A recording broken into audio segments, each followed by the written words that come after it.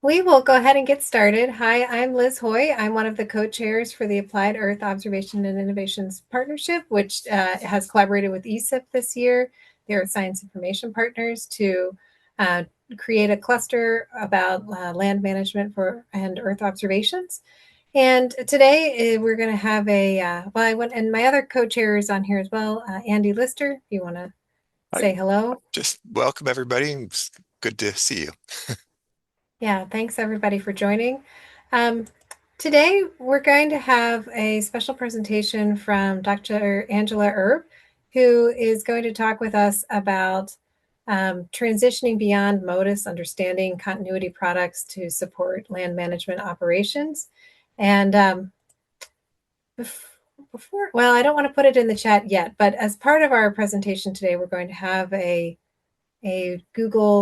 an interactive Google Doc that we're going to share into the chat when Angela gets started. And it will just have a little bit of a background tab about this webinar. But then there are a couple of question tabs that as you're listening to Angela talk, you can also fill out, if you choose to, some of these different tabs. So there's a question 1 tab, 2 tab, 3 tab, 4 tab, question 5 tab, and an optional contact info tab at the end. And so as Angela goes through her presentation, she'll refer to some of these question tabs. And it's just an interactive space where we have a few questions listed on each tab, and you can provide thoughts and ideas related to the transition from MODIS to VIIRS and any barriers you might be facing, or how you're currently using MODIS data, how you plan to transition to VIIRS data. So you can kind of take a look at those tabs as Angela goes through her presentation.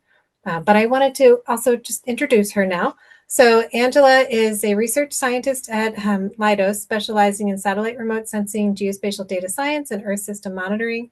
Her work focuses on algorithm development and large-scale processing systems for satellite data products used by U.S. government agencies such as NASA and NOAA and the Forest Service. Her research centers on land surface albedo, land cover change, and nighttime satellite observations to support Earth system modeling and disaster monitoring. She supports the MODIS and VIIRS land science teams and serves as a co-lead of the surface radiation subgroup within NASA's Land Product Validation Initiative, which is at NASA Goddard, contributing to international efforts to standardize validation and satellite-derived environmental data products. So we're very thankful to have Angela present to us. And also online is Miguel from NASA as well. I think he's here to help answer some questions if they come up during the seminar. So I want to give Angela time. So Angela, I'm going to let you go ahead and take it away. And I see Amanda just put the interactive document in the chat, which is great. Thank you. And probably in another couple of minutes, we'll post it one more time for folks that join a little late. All right, take it away, Angela. Awesome, thank you. All right, great. It's great to be here, and thanks for so many of you for joining today. This is awesome. So as Liz said, I'm going to be talking a little bit about transitioning beyond MODIS and understanding the continuity products that are available to support land management operations, and also sort of highlighting all the work that's gone in behind the scenes to support and develop these products for continuity, because there's a lot of it. So just as a sort of highlight here. Let's see. Angela, before you switch over to down at the bottom of your screen, there's a little box. Can you just hide that? Yeah, perfect. Thank you. Sorry about that. So, understanding the MODIS heritage and legacy. As most of you know, if you're here, you probably work with MODIS data or have heard of MODIS beta. It has been an Earth observing platform for over 20 years. When they initially launched, they each had a lifespan of about 6. So they've long surpassed that. Classic overachievers. They've been great, super rugged and reliable, and just a really invaluable contribution to Earth science and understanding Earth systems. Terra launched in 1999 and Aqua in 2002. So why are we needing this transition? And that is because sadly, and also not so sadly, they are going away. Terra and Aqua will be decommissioned at the latest in February 2027 for Terra and September 2027 for Aqua. But that's projected and not guaranteed, and failures happen, so it could always be sooner. So just be aware. And operational and applied users need a stable replacement data source. To do that, NASA has designated VIIRS as a successor, for many of the MODIS land products and put considerable investment in making sure that MODIS land products could be continued through the VIIRS platform and supported through VIIRS and support and continue the monitoring and science that has been done by MODIS. So this is a little bit out of date right now. We put this together in 2024, and it just shows the data volumes of MODIS data and VIIRS data that were being downloaded through the DACs.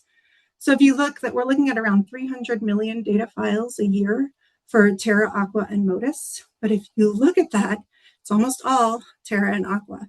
So if you haven't transitioned yet, you're not alone. Like I said, this is a little bit out of date, so the Terra and Aqua end dates should both sort of shift together to 2027. But, you know, we are predicting an 8-fold increase in the demand for VIIRS data once Terra and Aqua sunset. So the time to start this transition is now. The VIIRS science team has spent considerable effort on a seamless transition for the user community, which we're going to ask you about now in the document. So if you go into that chat, the first 2 questions sort of talk about how you're using the data, how you're accessing the data, and that's just sort of valuable to understand how we should frame things moving forward for future trainings. So if you go to the document listed in the chat, you can see those questions there. So talking a little bit about VIIRS. VIIRS is the Visible Infrared Imaging Suite. There are currently 3 VIIRS sensors in orbit. SOMI MPP, which was sort of the transition satellite and the flagship mission, launched in 2012. And it is projected to be decommissioned either in late 2026 or early 2027. And then JPSS-1 launched in 2017 and JPSS-2 in 2022. Those are both ongoing. And then we have 2 future missions coming on board, with JPSS-4 launching in 2027 and JPSS-3 in 2032. So if you put the investment into switching over from MODIS to VIIRS, you've got a long runway moving forward. These instruments and these data products are going to be here for a while. So it's a worthwhile endeavor to make this switch and to understand what you're doing, or what these products can do for you. This just shows a full day of MODIS and VIIRS. I think this was the first global image produced by VIIRS, or at least released by VIIRS. And you can see that, you know, global coverage every day. It's awesome. What we get with VIIRS that we didn't have with MODIS is you have those daily gaps around the equator. And because VIIRS has a wider swath width, we actually get better global coverage with the VIIRS sensor. There's a bunch of other key differences between MODIS and VIIRS. As a user, the ones that you're going to be most aware of are very likely going to be the spatial resolution and the temporal resolution. So the top 2 bullet points. VIIRS does provide superior resolution for metadata products with 3 imaging bands at 375 meters and moderate bands at 750, as compared to MODIS, which, while it does have 250 meter products, most, like the cloud masking products, for example, were at 1 kilometer. So you're getting a better native resolution with VIIRS, even if the product is gridded at a slightly higher resolution. Also, the temporal resolution, and this is something you're going to hear me coming back to again and again, so I apologize about that, but it's important that we make sure that users understand. So MODIS and VIIRS are both daily satellites. You're getting an image a day, but MODIS has its 2 satellites on Terra and Aqua. Terra is in morning observation with an original equatorial overpass at about 10:30, and VIIRS had a PM observation with the original equatorial overpass at about 1:30. All of the VIIRS sensors have a 1:30 p.m. equatorial overpass. So we don't have a sensor currently with morning continuity, but I'll talk a little bit more about that later. But just, you know, if you're used to using the MOD, MODIS, Terra MODIS products, you're going to have to switch to the afternoon observations, at least for a little while, until we can, you know. So other changes include the swath width. As I showed in the previous image, you see that the greater swath width with VIIRS gives you better global coverage. You also have less distortion at the edges of the swath with VIIRS. So in that sense, the pixels are crisper at 750 meters all the way out to the swath edge. They do have slightly different band configurations, but again, The land science products have been developed to accommodate those. So the science team has put considerable effort in trying to encourage continuity across these two sensors. VIIRS has better radiometric sensitivity, so you get fire pixels that don't saturate. The temporal coverage, obviously, you can't do much about that for VIIRS, but you know, the MODIS data record, if you need to go back to 2000, you're going to have to use MODIS. VIIRS starts in 2012. The MODIS or the VIIRS pixels have a slightly better cloud detection because of the higher resolution cloud bands at 750 meters. And then also VIIRS has the novel day-night band sensor, which is used for detecting low light. So you can track city lights, fire, reflected moonlight, and that's that black marble image on the right here, which has been a great product for all kinds of science applications. I'm not going to spend a ton of time on this chart, but this just shows the comparison between MODIS and VIIRS instrument bands. And this came from a paper that was published in 2024 by Miguel, Román, and a lot of the members on the MODIS and VIIRS science teams, including members from LDOPE, including members of the processing team. It goes through the products bit by bit, or not bit by bit, but it goes through many of the products, talks about the continuity, talks about the considerations. So if you're using any of these MODIS or VIIRS land products, this is a great resource to go to and to kind of understand what changes between these two systems. So this is the grand chart for MODIS and VIIRS land continuity products. You know, the naming algorithm for MODIS and VIIRS is relatively consistent. So MOD, Terra MODIS, MYD, Terra Aqua, VNP, SOMI MPP, VJ1, JPSS1, VJ2, JPSS2. So all of that remains consistent. And then you have the combined products of MCD, and we have a combined product for VIIRS of VCD for the MIAC. The numbers at the end correspond to the data products. So 09 is surface reflectance, as you can see from the table here. I'm obviously not going to read through them, but you do see some gaps. So land surface temperature and emissivity, MOD 11, MYD 11. There is no direct continuity product for that, but we do have a land surface temperature and emissivity project in VNP 21, VJ1 21, VJ2 21. And it has considered continuity, but you should, you know, obviously check your application, but we do have that product moving into the VIIRS product suite. The same for phenology. The MCD12 has not continued into VIIRS, but we have the VNP22, VJ122. Again, slightly different operation, but it's there. So look at it and see if it can fit your user needs. Also, on the bottom there, we have the two new products for VIIRS that were not available for MODIS, the nighttime lights with the day-night band, and FILDA, which is a fire light detection algorithm that uses the day-night band in identifying the combustion efficiency of nighttime fires. So when we talk about continuity, there's a lot to consider. The land team has sort of developed this framework for five levels of continuity. Category 1 through Category 5. Category 1 is that we've got continuity, we've worked on it, it's great. Category 5 is we need a new satellite, right? And then there's some iterations in between those. And what you can see here is that we have great continuity for the afternoon orbit for most of our, I shouldn't say all, for many of our land data products. We don't have morning continuity. So again, I said I was going to keep harping on this, and I won't, you know, I'm not going to dwell, but be aware if you're used to land, if you're used to morning observations, right now we do not have them. Goddard is working on a Pathfinder mission to see if they can generate continuity products through Sentinel-3, but that's in the early stages yet. And, you know, it's not going to be for all the products right off the bat. It's going to be a rollout, you know, have to figure out if we can do it and how we can do it and all those different things. And if I have that little star there on the bottom, which is supposed to remind me to tell you to look at Q3 in the document in the chat. And if you have some of the answers to the questions there, that would be great. So we've talked a little bit about what is available, the data products. The instruments themselves are awesome. They're doing great.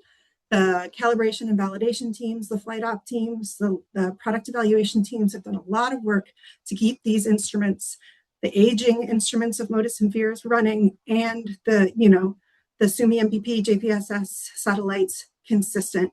So this shows the orbit drift evaluation for MODIS and VIIRS, and what you see is I'm sorry, I shouldn't say that, for MODIS, Terra and Aqua MODIS, and it's super consistent up until 2023, which is right about when the instruments entered their free drift period and when those two orbital evaluations started to shift. So Terra became earlier in the morning, MODIS later in the afternoon, as the instruments are reaching end of life. This is the TOA, same trend for JPSS, SMPP, JPSS2. Really, really great, really consistent, really reliable. And these similar trends are stable across all of the golden tiles, which are tiles throughout the globe that are used for calibration and validation. And all of this work was done by the LDOT team at Goddard. There was a calibration validation workshop recently. The link is there if you're interested in these presentations. It really goes in to show, kind of how the sauce is made, all of the work that goes into making these data consistent and making them available to data users. So how does this affect the products? How does it affect what I'm going to be using when I'm looking at my products? So the grid spatial resolution differences do exist. They're going to be there. This is the global water reservoir product, which was new to VIIRS and has been back applied to MODIS, I believe. But this paper was published in 2024, and it shows the consistency between HydroWeb, GRealm, MODIS, and VIIRS. And you can see that they match really well for almost all of the temporal plots, with the exception of those two in the middle there, like Ohi and Fort Peck. And what's happening there is you have these really sinuous water bodies with lots of fingers and lots of little inlets and outlets. And as the water level goes down, you're mixing land water pixels. And so when you're classifying the elevation over the 8-day time series, you're getting more noise in that data set, and it can lead to bias in this estimation. Now, the PIs have done a lot of work to help mitigate this. They've flagged pixels. They've identified pixels with some changes, with shading, cloud shading, flagged pixels where there's more land exposure. So all of these changes have been implemented into the code since this paper was published. But it just speaks that there's going to be inconsistencies in these data sets. So if you're using this data set, you need to understand where it's coming from and how you can help mitigate the effects of it. Another product that's been really well used for both MODIS and VIIRS is the fire products. For fire products, there's two streams of processing. We have the NRT products and we have the operational products. The NRT products are shown here. This is over the firm's website. And again, I said I keep coming back to it. There's no Terra continuity for active fire monitoring, so we're missing that morning observation. But we do have multiple coincident afternoon observations. So we have more observations in the afternoon, but not in the morning still. And the other nice thing about the VIIRS fire product as compared to MODIS is you have a higher resolution pixel. So if you look at the bottom there, you can see the active fires per day over a fire in South Africa. And on the left-hand side, you have the MODIS pixels at 1 kilometer. In the middle, the VIIRS pixels at 750. And on the left, you have the 375 meter pixels. So you can see as you increase in that spectral revolution, or in that spatial resolution, you're getting a much more nuanced picture of how that fire is spreading across time. The fire I'm showing on the left here, on the right here, is from Firms. It's actually a fire that's currently burning in Colorado Springs, just south of Colorado Springs. And you can click on the fire, you can see how it's progressing, and you can see all of the data that it is using to generate these maps. So you can go and you can see the brightness, you can see the instrument, you can see the date. So it's a really great resource for live monitoring of fire data. And then coincident to that are the operational fire products. So you have the active fire product, which is the same algorithm I previously showed, but in a more operational configuration.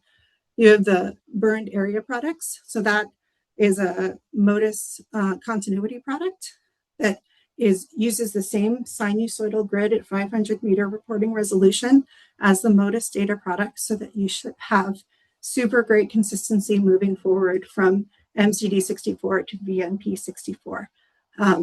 There is currently not a VJ164 product, but hopefully, I think because the PI was trying to focus on generating a multi-sensor product, so a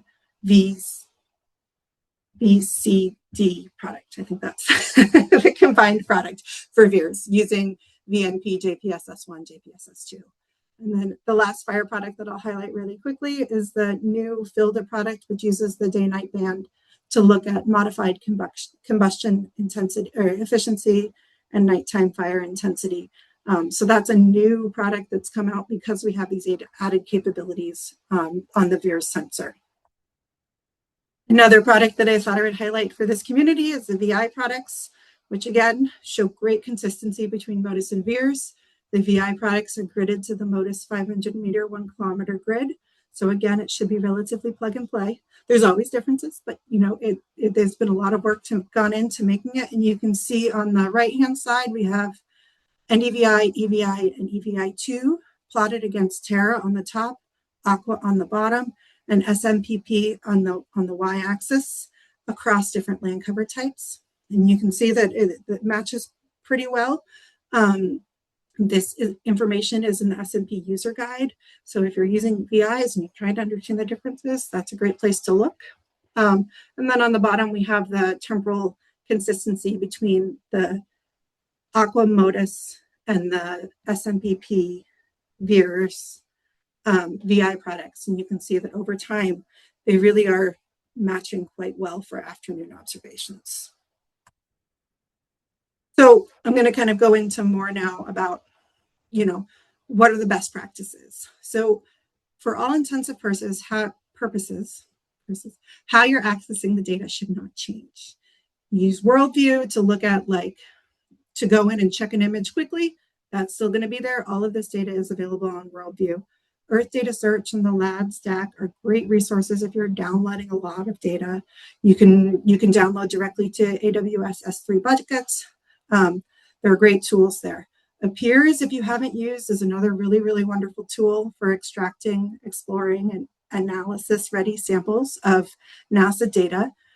So you can go in and say, I want the entire time series for this pixel from these sensors with this QA, and Appears will aggregate that for you, so you're not downloading tons and tons of imagery over time. So if you haven't checked out Appears, it's a really great resource. I will say that not all MODIS and VIIRS products are available, but most are. And if you don't see what you want, reach out and maybe they could add it if they get enough interest in it.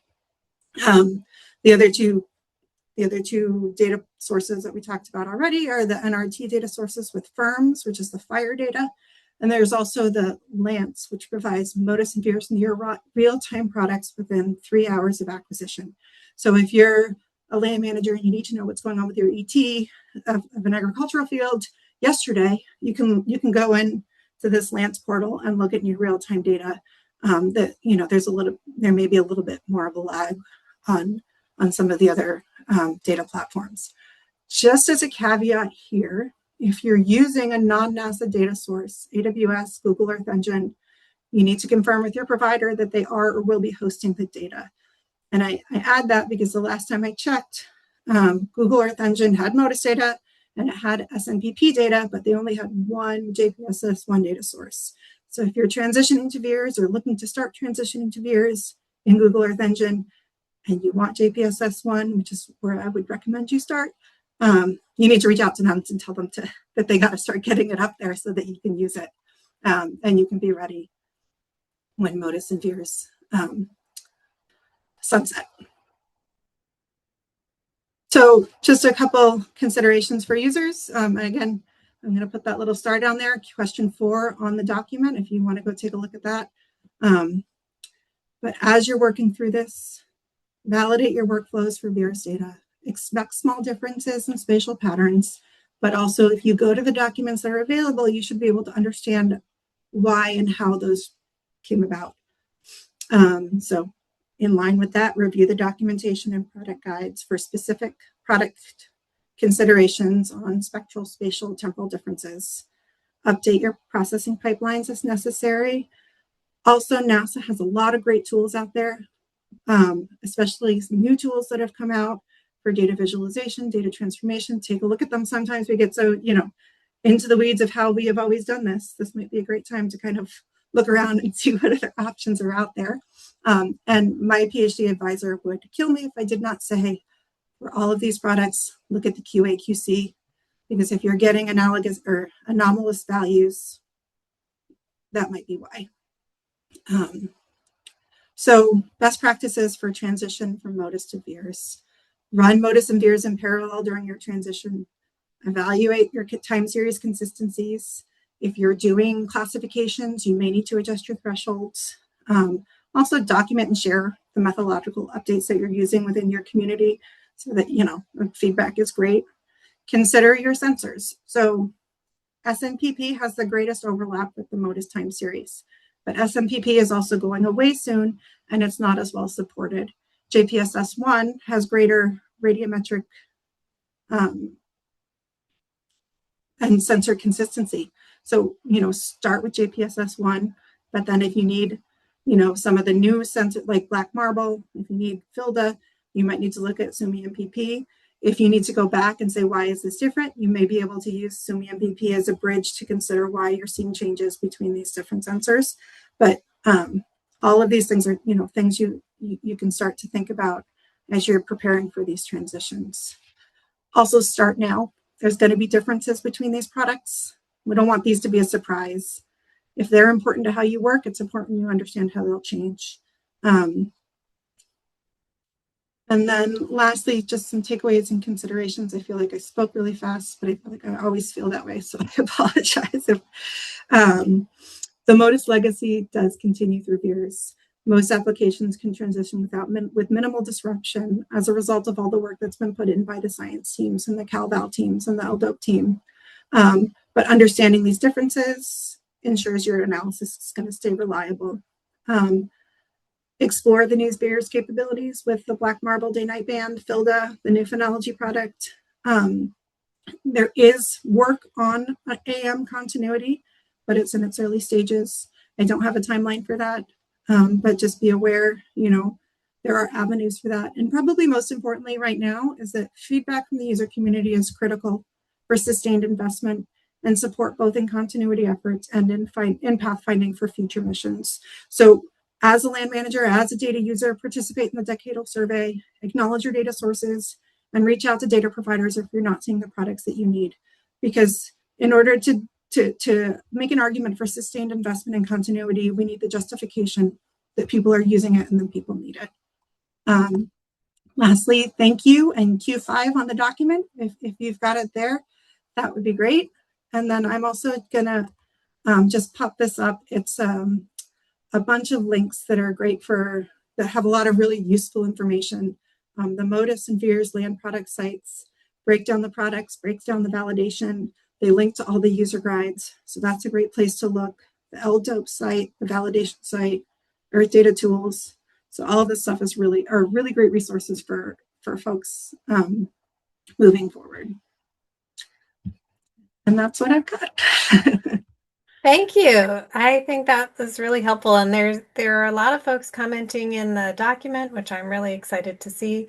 So you guys can all keep updating the Google Doc with other thoughts. And it looks like folks are starting to put questions in the Google Doc. And so we'll ask those of Angela, or you can put them in the chat. But the Google Doc is nice because we can capture then, these questions for longer term. I'll start with what's in the chat, which is Emil asks, or he just mentions, per your observation, Angela, VIIRS has 23 products in Google Earth Engine, and they've been growing that collection gradually, and he provided a link. And then he also mentions that Google has a process, i.e. tickets, for requesting new products. So that might be another route for ensuring that the equivalent VIIRS products are available there. I don't know if your team is already working that angle. I am not currently. I don't do much with Google Earth Engine. Yeah. So I don't know where that connection happens. But if you do use Google Earth Engine, go do those tickets. I guess is what I would say. Figure out that process. They're pretty user friendly there. So my guess is they've got a process that's pretty straightforward. But when I looked, there was the only VJ1 product was the fire product. Okay. So. And then a few folks have asked about sharing the slides. And Angela, if it's possible to create a version that's shareable, perhaps we can post them up on our ESIP site. And then, so if you've put your name in the optional contact information page, which is the last tab of our Google Doc, we'll also email the slides out to you if your name's on that page. Now we're going to get a lot of people putting their names in. Yes, and the recording for today's presentation will also be available. Okay, there's some questions in the document now, so we'll kind of work our way through those. Are you collaborating with entities such as the Earth Fire Alliance to look at efficiencies between public-private private entities, especially related to heat detection and fires? That would probably be a question for the fire PI. I can take that. Okay, question, there we go. Miguel. So we need to understand Goddard is the science operating center for Terra Aqua. So many people, 20 processing, archiving, distribution. There are discussions going on with headquarters, NASA headquarters, in doing bilateral engagement with Earth Fire Alliance. And so there's a headquarters designee involved in trying to understand how that public-private partnership can become more concrete. So all that is still pre-decisional.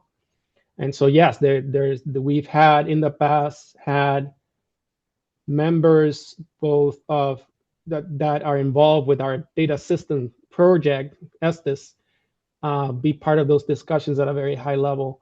We do anticipate in the year to hear more about NASA's involvement in public-private partnerships, particularly around the fire program. But we're not privy to those details because that's something that's led out of headquarters. Thanks, Miguel, for taking that one. Another question that was in the chat is from Eric Brown de Colston, who asks, or mentions there's no land cover product. What?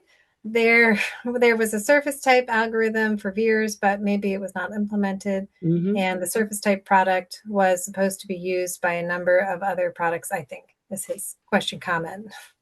Yeah, so I can take that one too. So okay, this regards a bit of history. There is this discussion today is talking about it only gives you one lens, which is if you're a user of NASA, MODIS, and VIIRS products, and you use our archives, you use our services, this is what we have here. But obviously, this is not the only offering, and we will be remiss to talk about other partners like NOAA who do have also their own data cleaning houses like NOAA class, right? And so there is a NOAA surface type algorithm for VIIRS. And that algorithm was evaluated a long time ago relative to MODIS, and is to at least collection 5 quality to MODIS. But you'd have to go to their agency to get it, right? So, and that's where we start seeing the challenge of interoperability. If you want to interoperate between MODIS workflows and VIIRS workflows, you stay at NASA. We're trying to keep the formats the same, but more importantly, we're trying to keep the instruments comparable. And so that's what's happening upstream. Now downstream, you have all these others, very popular product, MODIS land cover product is one of the most downloaded product. And so there are programmatic decisions made about what stays and what doesn't. We don't get involved in advocating for those decisions. We just go ahead and push things through as needed. What it takes a lot of effort to create a line cover product, because you need to create a training sample at least every 6 years, because that training sample immediately begins to expire as you start seeing land cover change detection. And then the land cover product cannot be used for land cover change mapping. It's just land cover per year. And so these are the nuances where it's really hard to just point to one and the other. But there's a lot of factors that led to why there's no VIIRS land cover product. It's programmatic. It's also the maintenance of that. Who does it? What happens if the PI retires? And there's the code is not a guarded to run. So we've sort of had to contend with those issues at the product level, and we try to make our best to try to ensure continuity across missions. But we are going to have all these odd issues with products, not just with land cover, but like with land surface phenology. So we have a land surface phenology product, but it's not identical to the one from MODIS. So it has to be handled very carefully. The remote sensing of environment paper mentions that. So it's very important that everybody reads that review paper, because it gives you the nicks and knacks of differences between MODIS and VIIRS and why. Can NASA generate a VIIRS land cover product? Yes, we can. Now, the community needs to ask for it. The community needs to ask for it and advocate for it. And that starts with what Angela was saying with advocacy, because there's a lot of constraints about what NASA should continue and whether private partners or other federal agencies should do. And there are many mechanisms that can be used to advance that. There's the satellite needs working group mechanism. There's many other mechanisms, right? But with land cover, this is where we are right now. Thanks, Miguel. All right, we've got some more questions coming in. So we'll just keep going through them here. Where will the VIIRS data be processed in the future? Or maybe the question is, will VIIRS data be processed at NASA for NASA and scientists, for NASA science and scientists? VIIRS processing at NASA will continue. We have the current reprocessing of collection 2. And we are awaiting from guidance to headquarters as to what will continue on beyond VIIRS collection 2.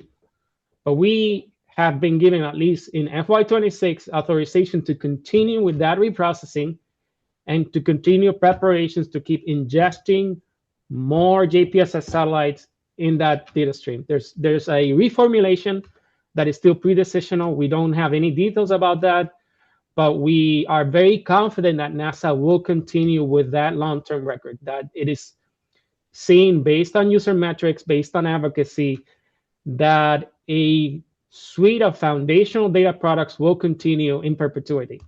Now, which products will continue, where are the processing system, all that is still being figured out. So our job right now is to, the biggest reassurance that what we can give right now is, if you use collection 2 VIIRS, and if you use the last collection for MODIS, collection 7, they are going to be nearly identical, both in terms of the calibration and the consistency of the product. That is what is being shown today. What happens beyond those two? Well, we know what's going to happen to MODIS. It's going to be decommissioned, and passivated. What happened with VIIRS? We expect to continue at least to collection 2 for the foreseeable future. Thank you. Okay, next one.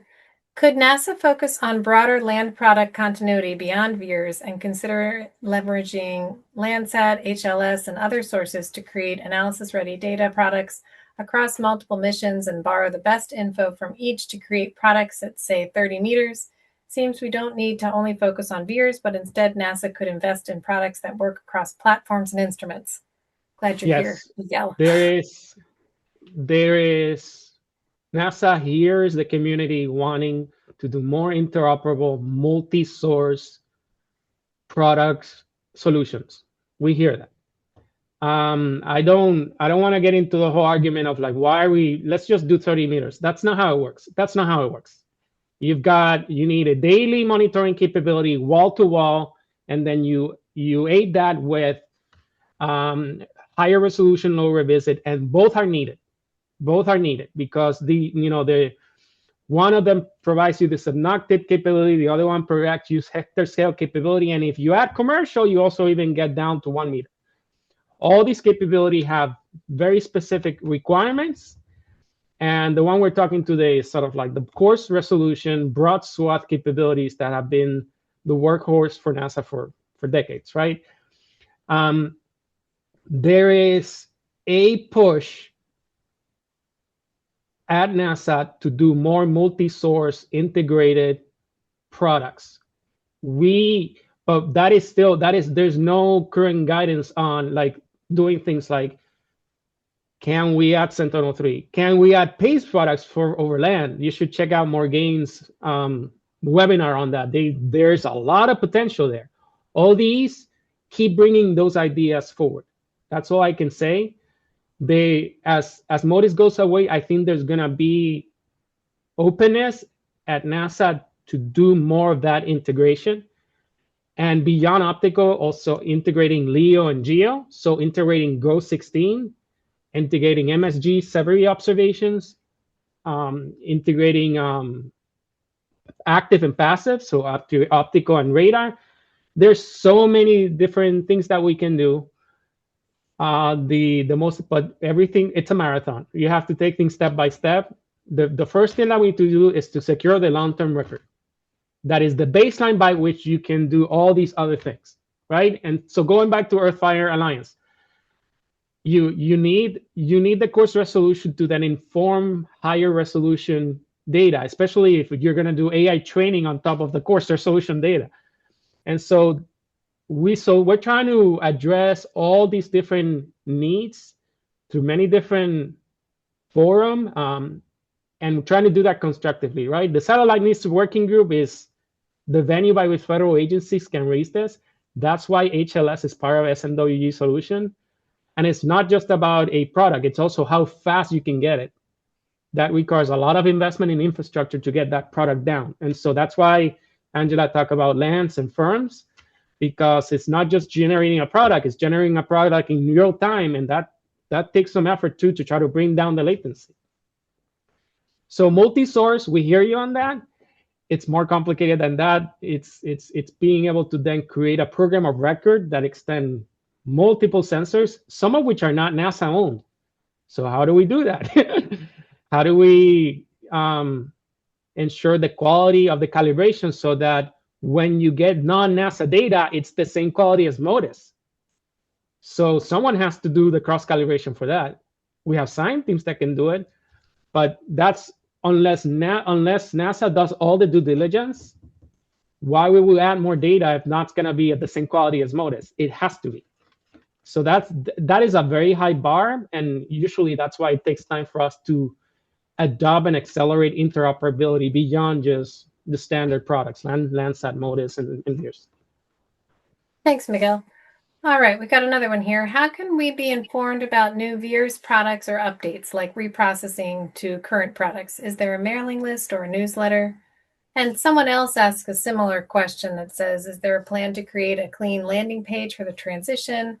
I see a blog post from 2024 with a helpful table, but I think a page that's got the most up-to-date information would be worth creating for users, something with FAQs and things that point to relevant resources. So kind of those types of questions.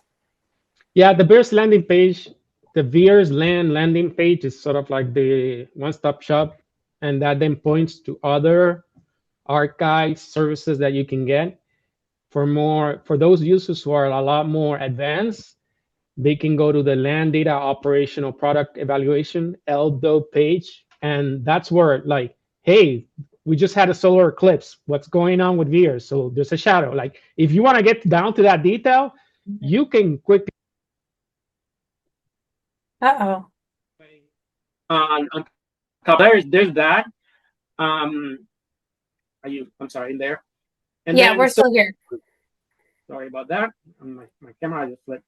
And then so I would just go to VIIRS Land, and that'll take you to all these other web area, the web profiles, web pages across the entire ecosystem.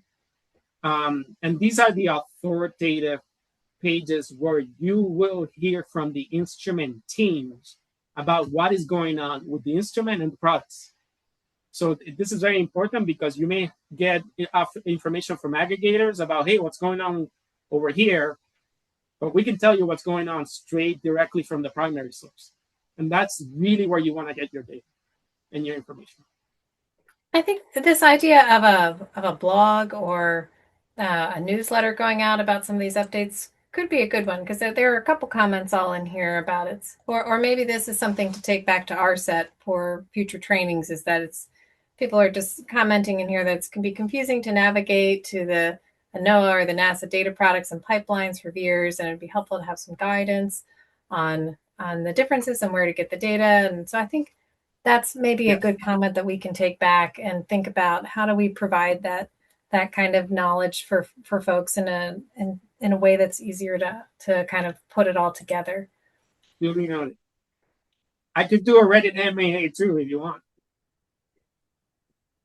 Oh, and there, Mallory says, yeah, that was my question. I understand your points about none of those are a single landing page for a transition. Yeah, none of that is a single page. So I think that's something to think about.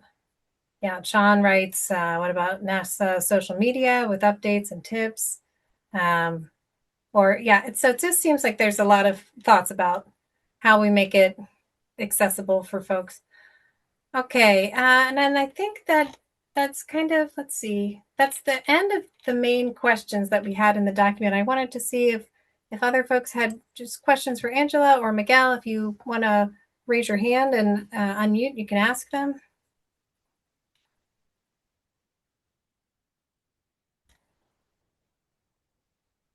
Yeah, and Mallory also suggests maybe the DAX can help with this. That's a good idea too.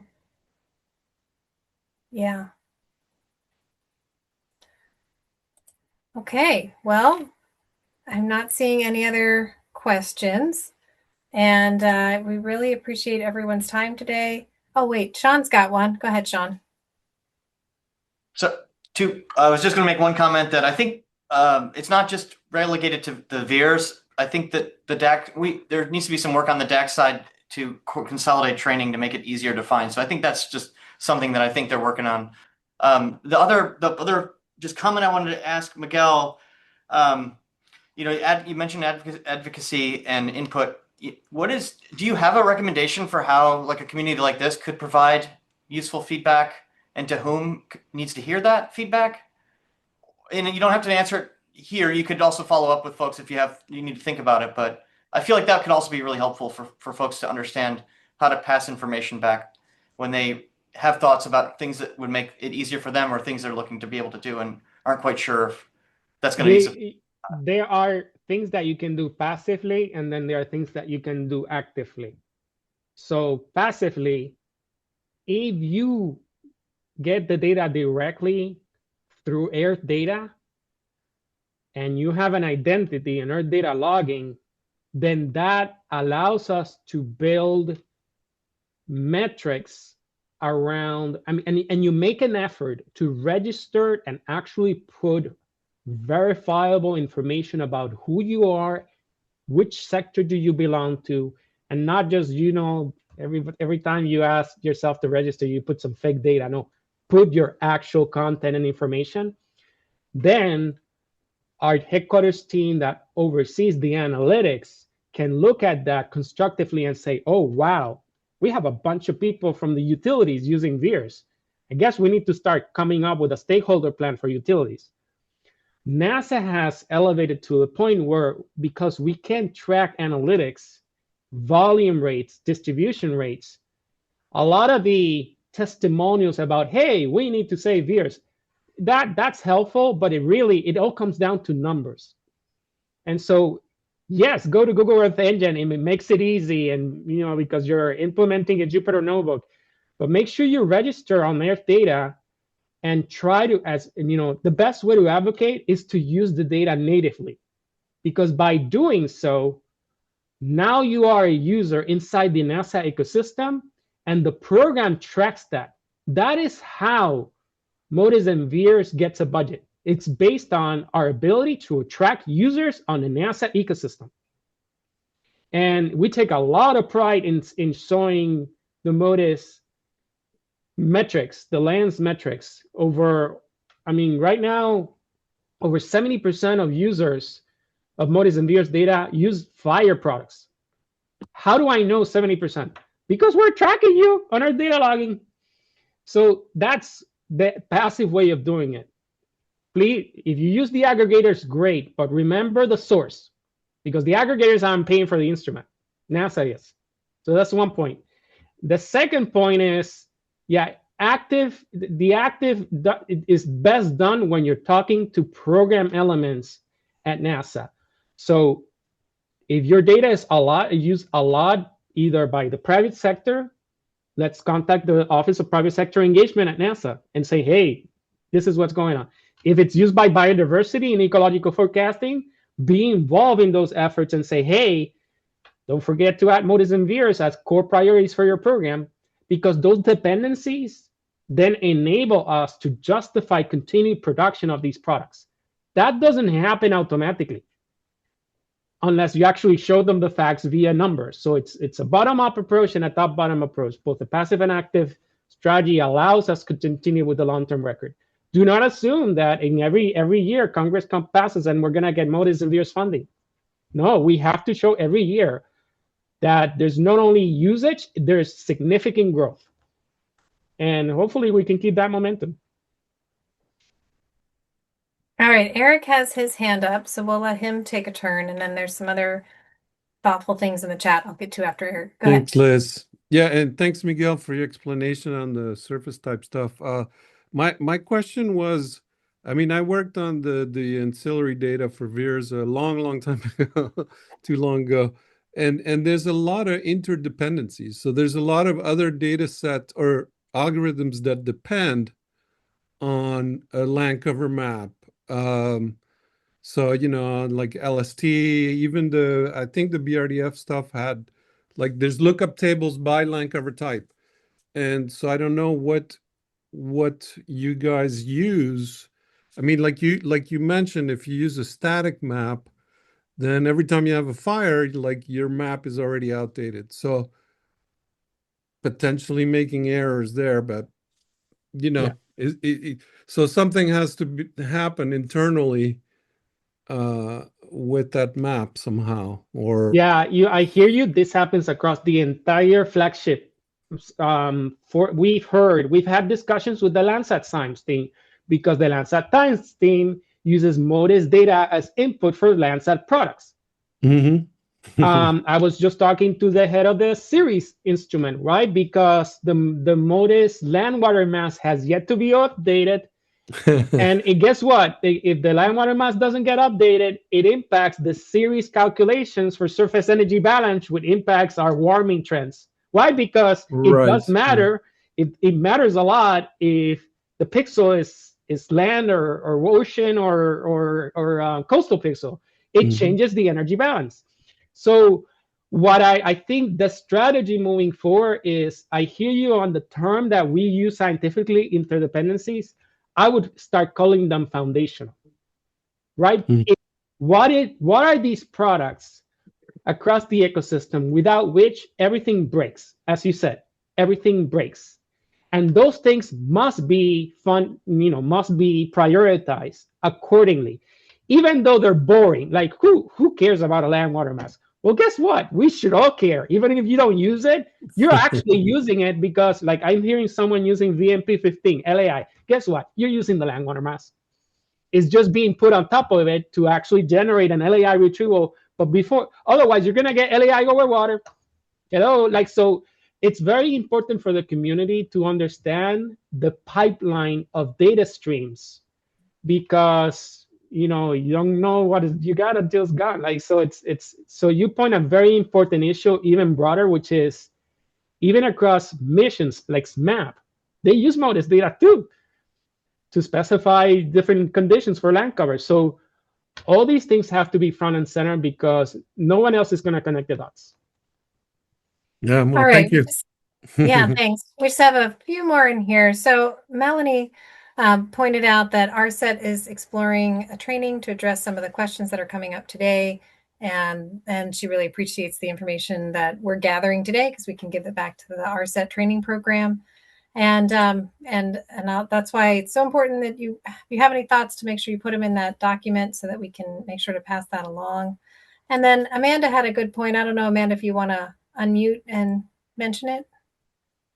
I think this would be something good for maybe Melanie in a training program if it's developed. Sure.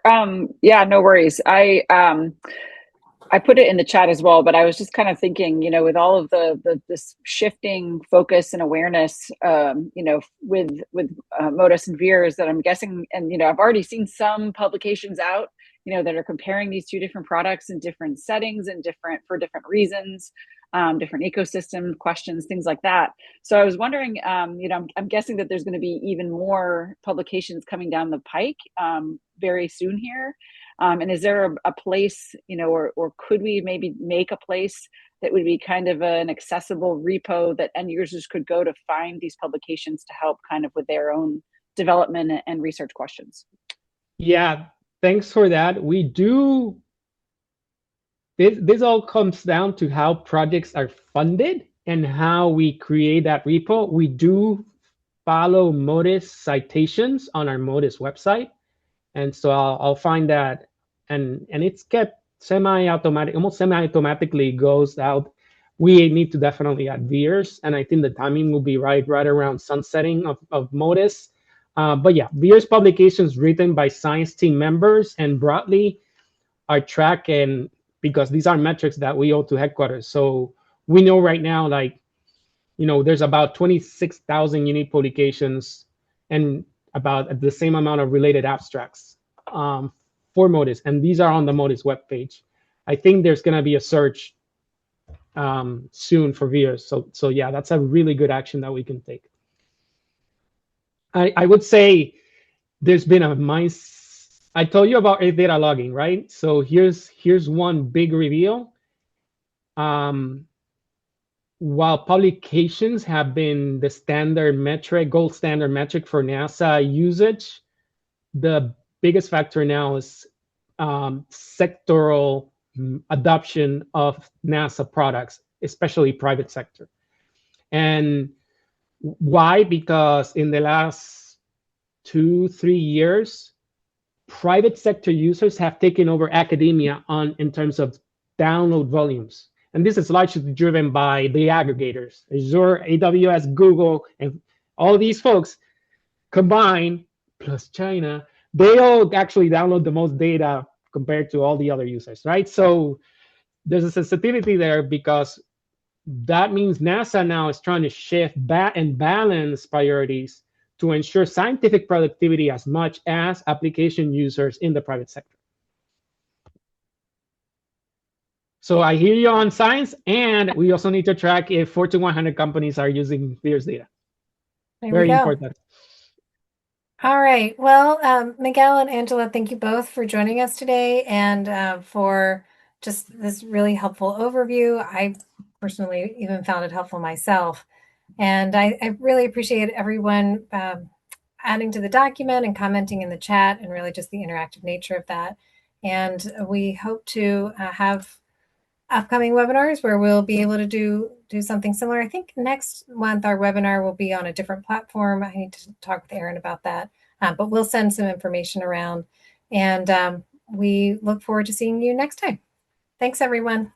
Thanks, Angela. Thanks, Miguel. Take care.